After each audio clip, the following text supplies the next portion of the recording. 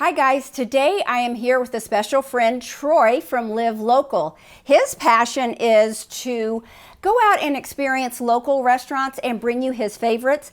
My passion today is to convince Troy that sometimes it's just as sweet to eat at home, even though we're sugar-free. And how are we gonna do that? Through my pineapple right side up cake. I cannot wait to bring you this one. It's so good. So what I'm gonna do is start out with teaching Troy how to trim a pineapple.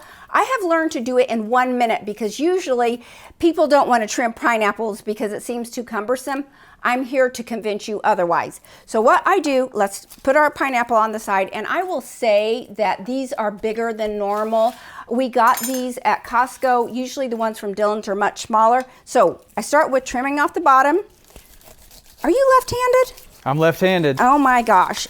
This will still work for left-handies. We cut off the bottom, and then we cut off the top. Don't embarrass me. Don't goof up on this. Okay. So a couple of things you might want to know about picking out a good pineapple is that, let's go ahead and set it up on its side, and then we're going to just start trimming around the edges. When you're picking out a pineapple, how do you know if it's ripe or not? Couple things. One is if it's golden, starting to turn golden. A lot of times the one in the grocery stores are very dark green. That's okay. You can bring them home, and within a week or so, maybe 10 days, they will turn just the perfect shade of gold.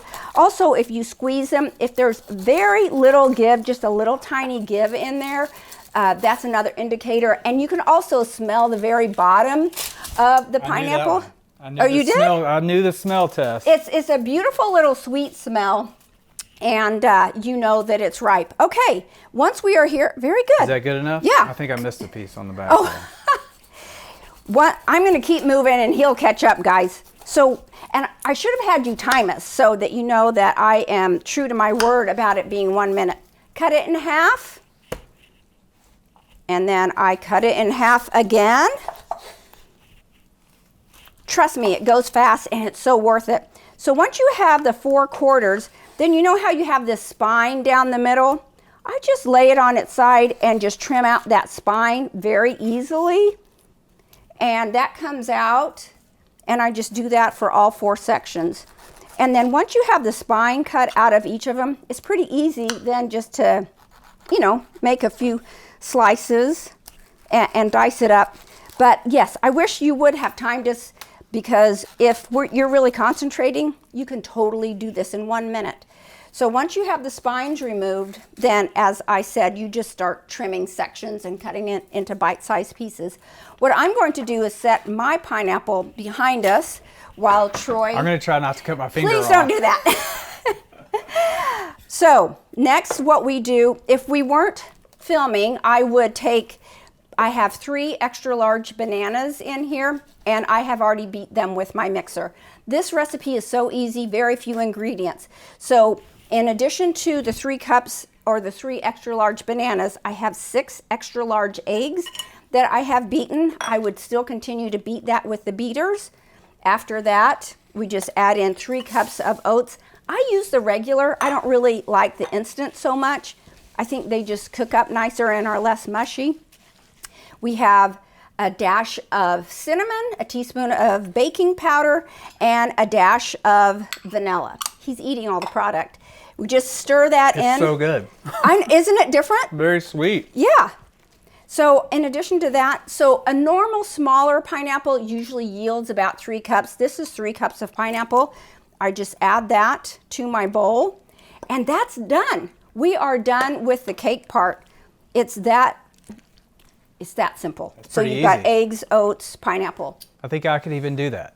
Okay, so can you pour that in there? Yeah, I think I can here. This is super simple. Yep.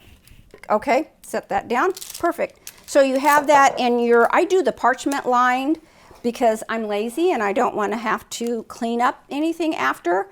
And Smart. Yep. After that, a half a cup of blueberries. That did not come out very even. And then I have 2 tablespoons of unsweetened coconut shreds.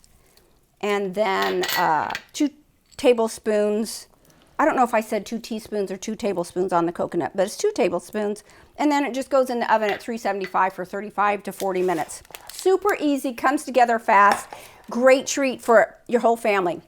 So here is the finished product. I cut out the center piece because he's so special. Drum roll, please. Here you go. Now keep in mind that your taste buds do change as you're off sugar. I haven't, consumed sugar in a couple of years, so fruit is very, very sweet to me. So as you continue to be off sugar, fruit satisfies you perfectly. Okay. All right, here we go. Okay. I also like it as a pre or post workout or a breakfast item. That's really good. Really? Okay. He wouldn't lie.